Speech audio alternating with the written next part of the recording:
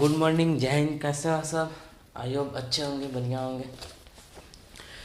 मैं बता दूं, इस लेक्चर में हम लोग हार्मोनिक प्रोग्रेशन पढ़ेंगे। ओके, हम लोगों ने प्रोग्रेशन चैप्टर स्टार्ट किया था क्लास 11th का। उसमें हम लोगों ने दो टॉपिक देख लिए, अर्थमेटिक प्रोग्रेशन, जियोमेट्रिक प्रोग्रेशन, और इस लेक्चर में हम लोग हार्मोनिक प्रोग्रेशन को देखेंगे। ओके, देखिए, हार्मोनिक प्रोग्रेशन जो होता है, जब आप जीपी के सारे टर्म्स यानी सारे पद को उल्टा कर दोगे तो वो हार्मोनिक प्रोग्रेशन में आ जाएगा। कहा जाएगा हार्मोनिक प्रोग्रेशन में आ जाएगा। किसको? एपी के सारे पदों को उल्टा करने पर। मान हमने पढ़ा था एपी के सारे पद 2, 4, 6, 8, इसको उल्टा कर दोगे तो ये हार्मोनिक प्रोग्रेशन में आ जाएगा। कैसे उल्टा होगा? 1/2, 1/4, 1/6, 1/8। ओके, ये किस में है? एचपी में। ओके, हमारा टॉपिक क्या है? Harmonic progression.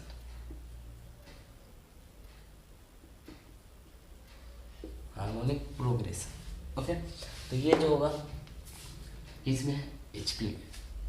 ओके, इसे डिनोट करते हैं एचपी से। किसे सूचित करते हैं? एचपी से। ओके, क्लियर हो गया? आया हो? क्लियर हो गया?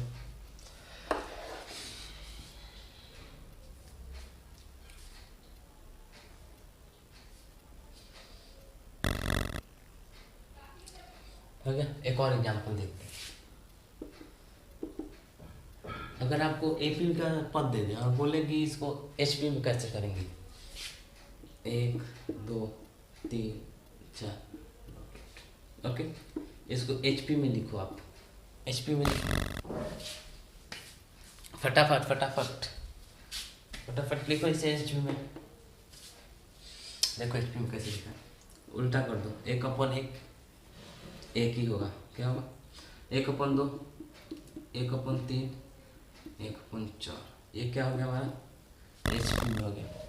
ये क्लियर हो गया कि कौन एचपी में है कौन एपी में, पता चल गया। ओके, और देखिए इसका जो फार्मूला होता है, एपी का फार्मूला बताओ पहले। एपी का जनरल टर्म, एपी का जनरल टर्म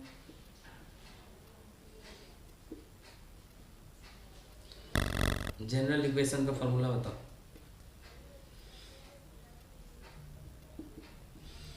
जनरल इक्वेशन का फार्मूला एपी में मैंने बता रखा है आपको। ओके, सामान्य। ओके, जनरल टर्म लिखो, इक्वेशन मत लिखो। इसमें इक्वेशन एक टर्म होता है। जनरल टर्म का बताओ आप, फार्मूला क्या होता है एपी में?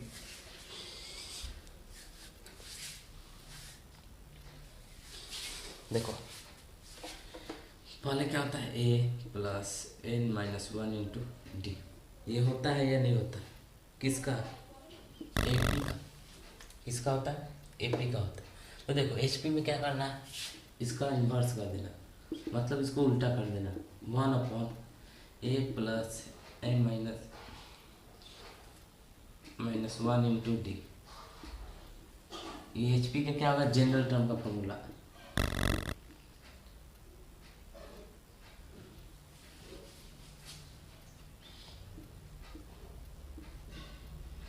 जनरल टर्म सामान्य पद का फॉर्मूला हो गया। ओके, क्लियर हो गया कि नहीं?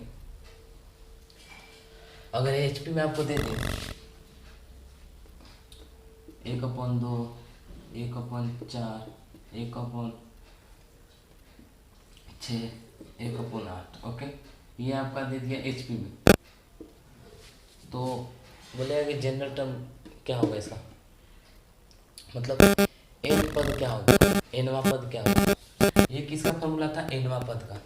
एपी में ये किसका पद था? एनवा पद। ये एनवा पद का इक्वेशन था एपी में। तो एचपी में पूछेगा ये इक्वेशन देके कि इसका एनवा पद क्या होगा। ये भी क्या है? एनवा पद। ओके, एनवा पद का फॉर्मूला बस क्या करना है? उसको इन्वर्स कर देना। इन्वर्स अगर ऐसे जो सॉल्व करने जाओगे तो टाइम लगेगा आपका। ओके, इक्वेशन बहुत सारे बन जाएंगे। पहले एलसीएम लोगे, फिर गुना भाग करो। ओके, तो उससे अच्छा है जो एचपी में अगर दिया रहे, अगर आपको एचपी में दिया रहे तो पहले उसको एपी में कर लेना। क्या कर लेना? अब इसको उल्टा करोगे ना तो ये एपी में आ जाएगा। 2 4 6 8, ये क्या है? एपी में। सर ये एपी में है, ये क्या है? एपी में। ओके, ये एपी में आ गया। अब इसको सॉल्व करना आसान है कि नहीं? अब ये फार्मूला मत लगाना। ओके, ये फार्मूला अगर इक्वेशन जल्दी सॉल्व कर लेते हो तो ये फार्मूला लगाकर आप सॉल्व कर लेना। लेकिन अगर एपी दिया रहा है, क्या दिया रहा है? एचपी अगर दिया रहा है, अगर उसे एपी में कर सकते हो तो पहले एपी में कर लेना, उसके बाद ये फार्मूला लगा देना। क्या लगा देना? एपी का फार्मूला लगा देना। एपी का अगर एनवा पद पूछ रहा है तो ओके, तो एनवा पद का formula a plus n minus one into D.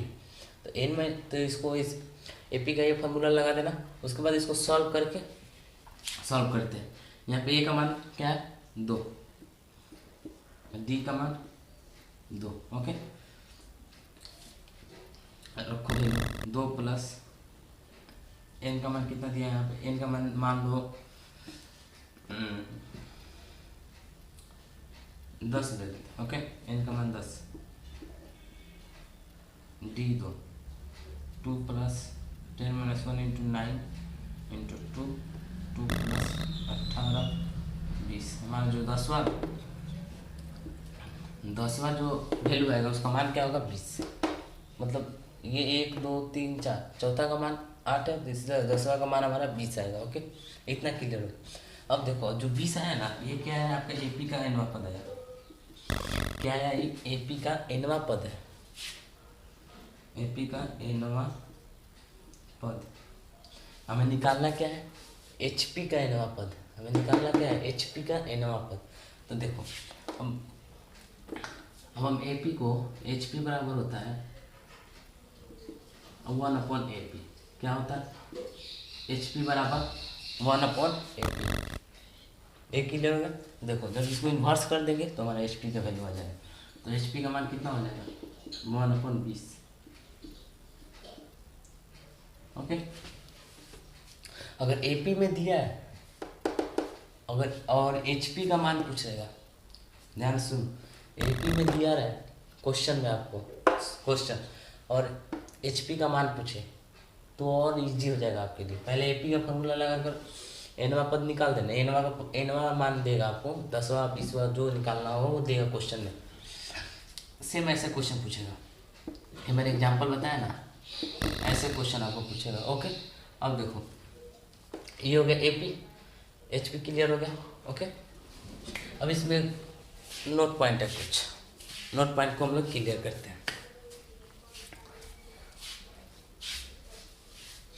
पहले इतना लिख लो।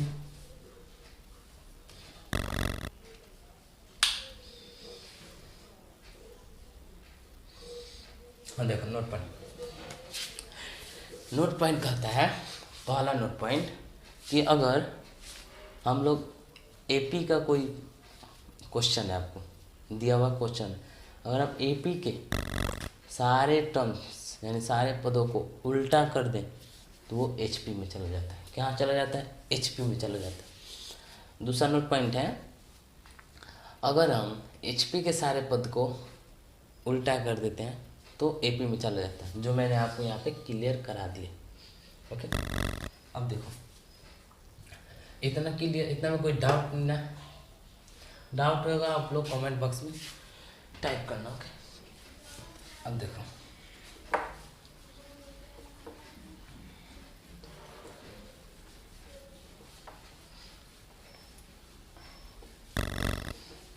आगे बढ़ते हैं।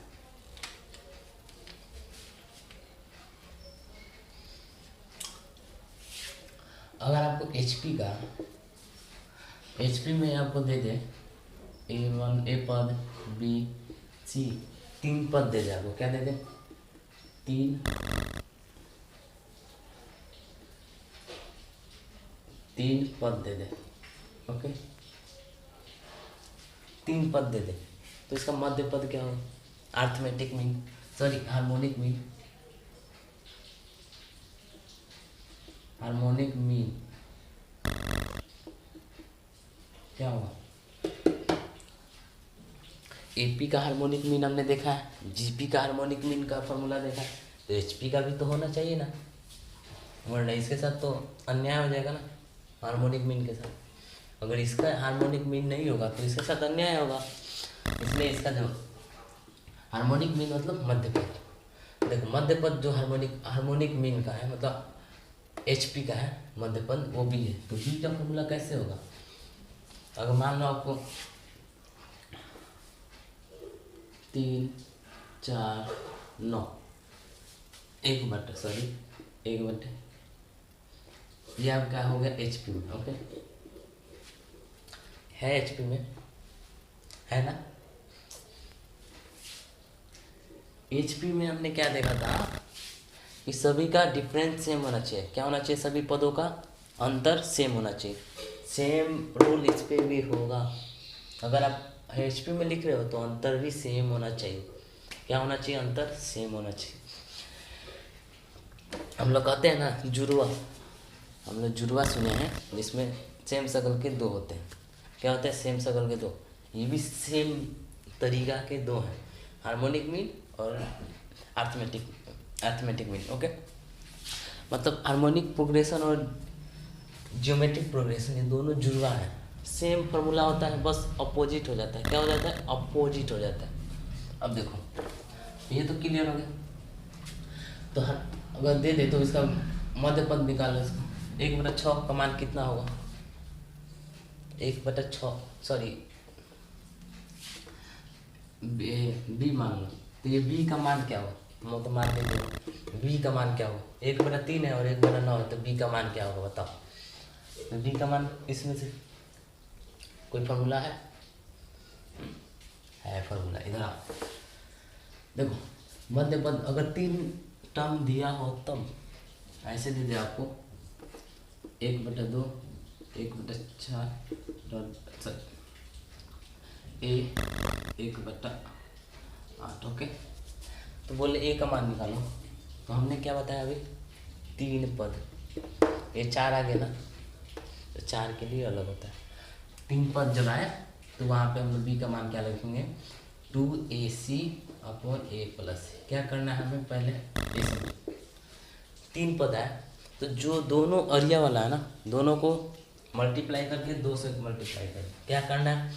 उन दोनों में 2 से मल्टीप्लाई कर देना, और मतलब ए और सी को मल्टीप्लाई करके 2 से मल्टीप्लाई कर देना, फिर नीचे a+c मतलब दोनों को ऐड कर देना।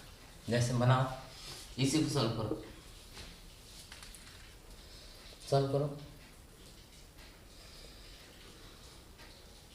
पहले इसको एपी में ले जाओ, किस में ले जाओ? एपी में। एपी में हम लोग कैसे ले जाते हैं? 3 सॉरी बी है ना, बी 9 हो गया ये एपी में, ओके।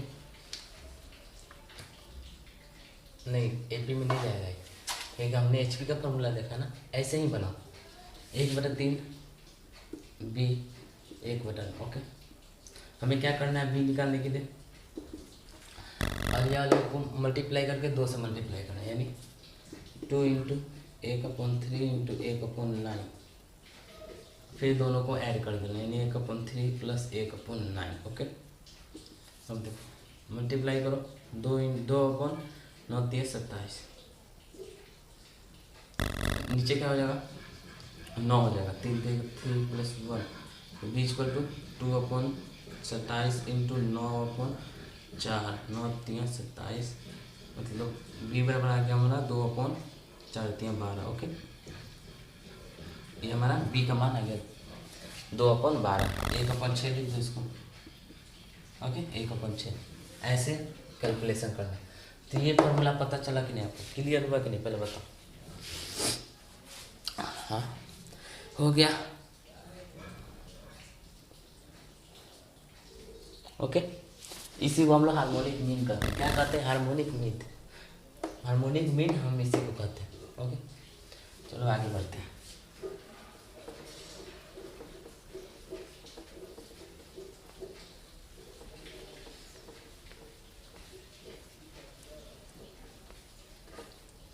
अब देखो आगे, अगर आपको एचपी में 4 पद दे दे, क्या दे दे, ए बी सी डी, क्या है, 4 पद। एक एचपी में आपको 4 पद दे दे तो हमें इसका मान है, इसका वैल्यू पता है, हमें इसका और इसका वैल्यू पता है, हमें इन दोनों का मान निकालना है। कैसे निकलेगा, निकल जाएगा, निकालो, निकल जाएगा तो फिर निकल जाएगा तो निकालो फिर जल्दी फटाफट।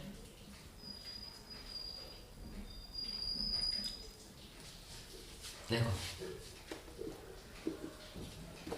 फॉर्मूला देखो क्या होता है, अगर 4 पद दे दे, क्या दे दे, 4 पद, तो हमें क्या करना होता है, 3 इंटू जिसको जिसको निकालना है उसको छोड़ देना। क्या करना है, जिसको जो निकालना है उसको छोड़ देना, जो साइड में रहता है उसको लेना है फॉर्मूला में।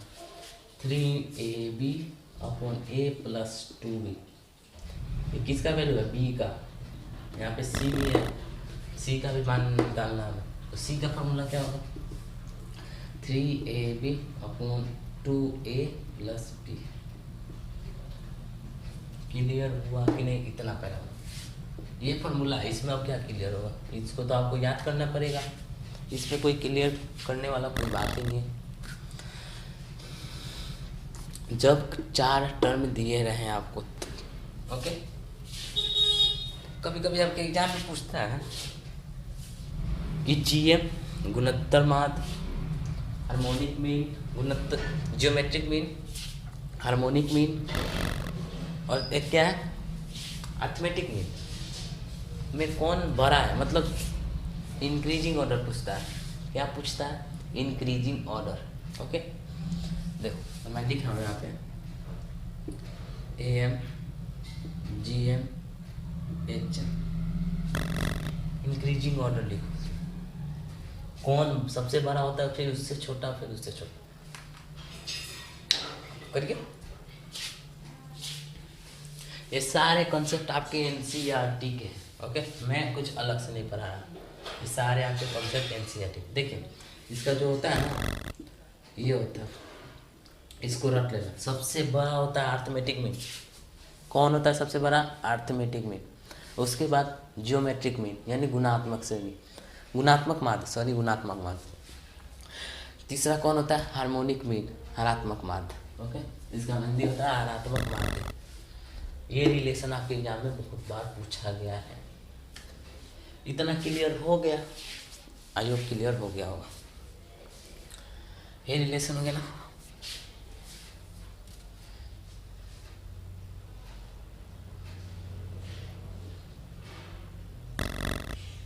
कभी आपके एग्जाम में ये भी पूछता है, एक और क्वेश्चन है, अगर हम तीनों को मल्टीप्लाई कर दे तो AM GM HM को मल्टीप्लाई कर दे तो क्या होगा, बता। ये दोनों तो पहले ही कट जाएगा, कैसे कटेगा, कैसे कटेगा पहले ये बताओ। तो बचा क्या, GM, GM किसका भाग है, GP का, GM किसका भाग है, GP का।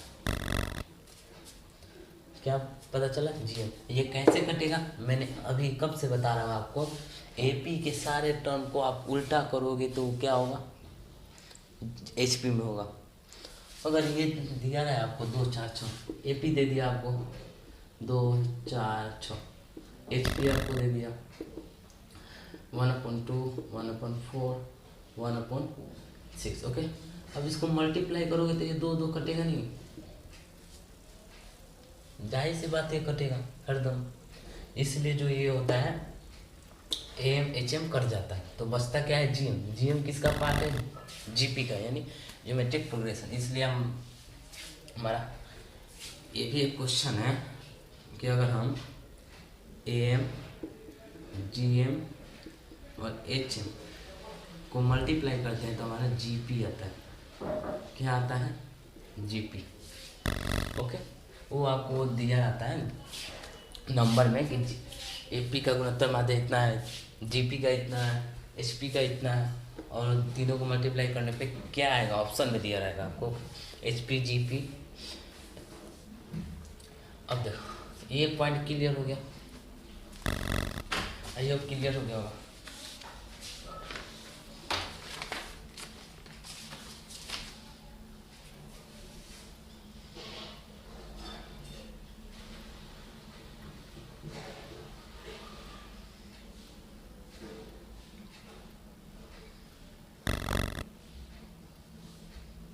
ओके, अब देखो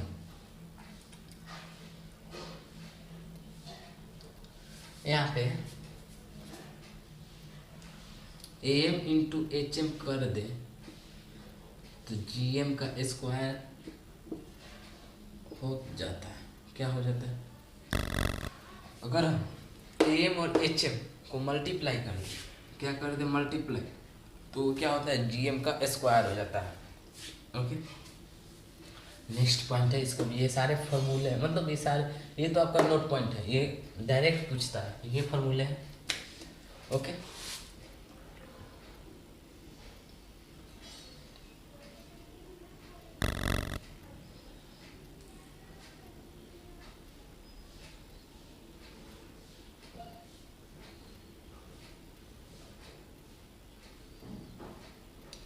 इतना क्लियर हो गया। अब देखो आगे बढ़ते हैं।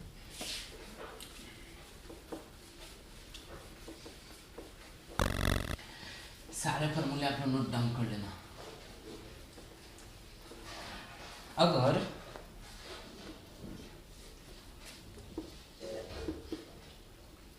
A B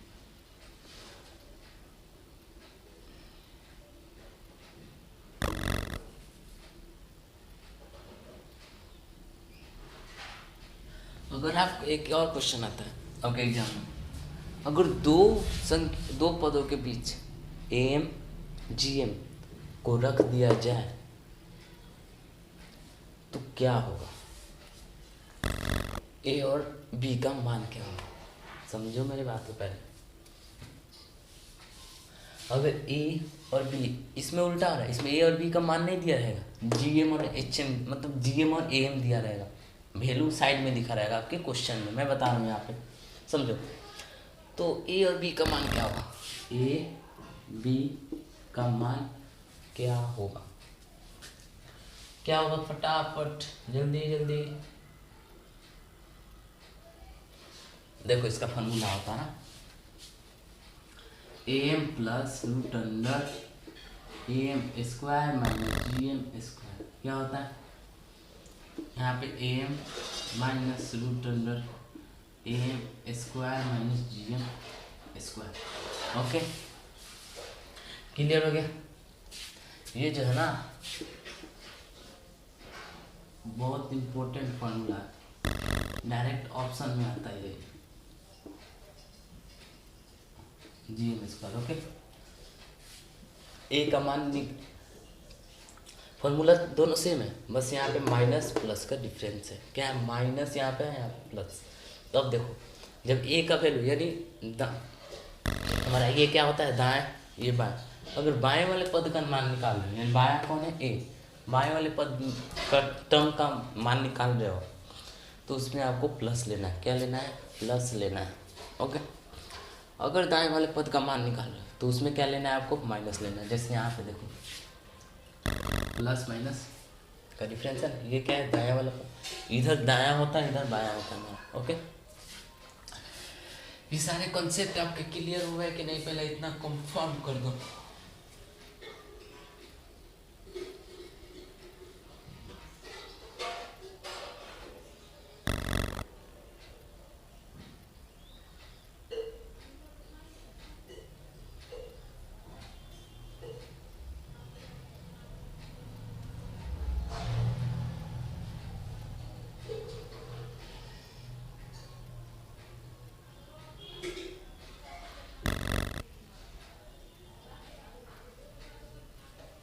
क्लियर हो गया। चलिए, जो एनसीईआरटी के आपके सिलेबस में था वो मैंने कंसेप्ट करा दिया। ओके, इसके आगे भी अगर कोई टॉपिक बचेगा तो मैं इसको जो क्वेश्चन का प्रैक्टिस करेंगे लोग उसमें क्लियर करा दूंगा। मेरे ख्याल से एक भी कॉन्सेप्ट आपका छूटा नहीं है। ओके, तो लेक्चर को यहीं तक रखते हैं। आपका हार्मोनिक मीन मतलब हार्मोनिक प्रोग्रेशन ख़त्म हो गया, यानी आपका प्रोग्रेशन चैप्टर ख़त्म हो गया। कॉन्सेप्ट ओनली प्रैक्टिस करेंगे लोग इसके बाद वाले लेक्चर में, तो यहीं तक रहने देते हैं। मैं बता दूं, जो इस चैनल पर नया है चैनल को सब्सक्राइब कर लो और अपने दोस्तों के पास शेयर कर दो जो अभी 11th में है बिहार बोर्ड के। ओके, मैं बिहार बोर्ड का इसलिए कह रहा हूँ क्योंकि ये जो कॉन्सेप्ट है हिंदी में, और मैथ हिंदी इंग्लिश मायने नहीं रखता, ओनली लैंग्वेज होना चाहिए। ओके, तो ये सीबीएसई बोर्ड के लिए भी है, बिहार बोर्ड के लिए भी है, लेकिन बिहार सीबीएसई बोर्ड वाले वो जानते हो हर एक स्टेप क्या चाहिए उनको इंग्लिश में चाहिए, हर स्टेप चाहिए। यहाँ पे लेट उनका आप लोग का मेथड ही अलग होगा। ठीक है, तो वो थोड़ा एडवांस बनते हैं, तेज बनते हैं, तो वो अपने तेज बनते हैं ना, उनसे मतलब ही नहीं है। जो बिहार बोर्ड के स्टूडेंट हैं उनको आप शेयर कर दिया करो, जो आपके संपर्क में ग्रुप है जो आपका उसमें शेयर कर देना। फिर मिलते हैं अगले लेक्चर में, तब के लिए जय हिंद, जय भारत, वंदे मातरम, जय हिंद।